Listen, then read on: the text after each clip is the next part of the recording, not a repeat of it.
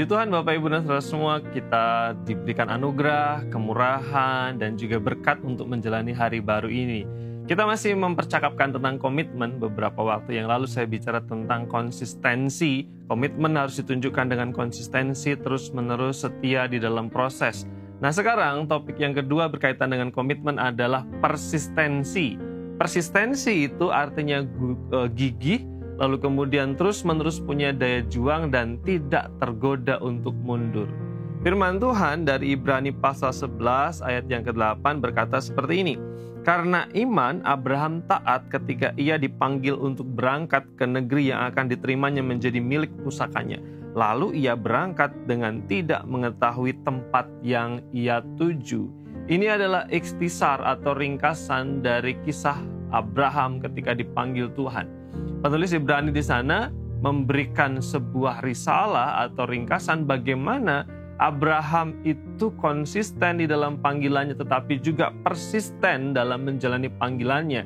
Ia gigih, tidak mundur dan tidak tergoda untuk berhenti dalam perjalanan menunaikan ketaatannya dan juga panggilan daripada Tuhan. Sekalipun kita semua memahami, kita semua tahu bagaimana Abraham berproses ketika dia menjalani panggilan Tuhan. Kesabarannya diuji untuk menunggu penggenapan janji Tuhan dengan situasi yang seolah-olah tidak mungkin. Bagaimana mungkin seorang yang sudah lanjut umur kemudian dijanjikan Tuhan untuk memiliki anak? Ini sesuatu yang tidak mudah. Dalam proses yang lain ketika Tuhan memberikan dia anak, Tuhan sendiri menguji supaya Abraham mengorbankan Ishak, anak yang dijanjikan.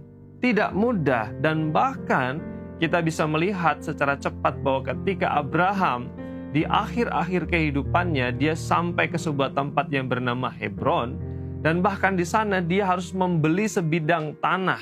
Seolah-olah janji yang Tuhan berikan ketika Tuhan memanggil dia di tanah leluhurnya tidak sepenuhnya terwujud ketika Abraham sampai menutup mata.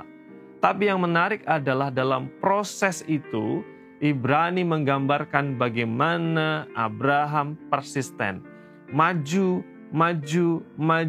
gigih dan tidak tergoda untuk mundur. Bapak Ibu dan Saudara semua, ini adalah sebuah pelajaran iman untuk kita semua. Bagaimana supaya kita mewujudkan komitmen kita dengan hidup di dalam persistensi. Maju, gigih, berproses, dan tidak tergoda untuk mundur. Sekalipun seperti Abraham mungkin prosesnya tidak mudah. Ada kesulitan, ada tantangan, ada ujian, ada godaan untuk kita mundur. Tapi mari kita terus maju. Di dalam satu pasal sebelumnya yaitu Ibrani pasal 10 ayat yang ke-39 dikatakan di sana, tetapi kita bukanlah orang-orang yang mengundurkan diri dan binasa, tetapi orang-orang yang percaya dan beroleh hidup.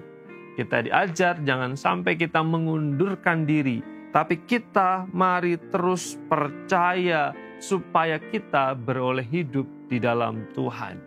Ini adalah pelajaran untuk kita hari ini. Jalani iman dengan gigih, tekun, berjuang, dan jangan sampai kita mundur di dalam iman. Biarlah firman ini menolong kita untuk terus bertumbuh, berkomitmen di dalam Tuhan yang diwujudkan dengan persistensi kehidupan kita. Mari kita berdoa. Bapa di surga, terima kasih untuk kemurahan dan rahmat-Mu. Kami bersyukur untuk hari yang baru. Tolong kami supaya kami menjalani hari ini dengan sukacita, semangat, dan komitmen yang persisten. Dalam nama Yesus kami berdoa. Amin.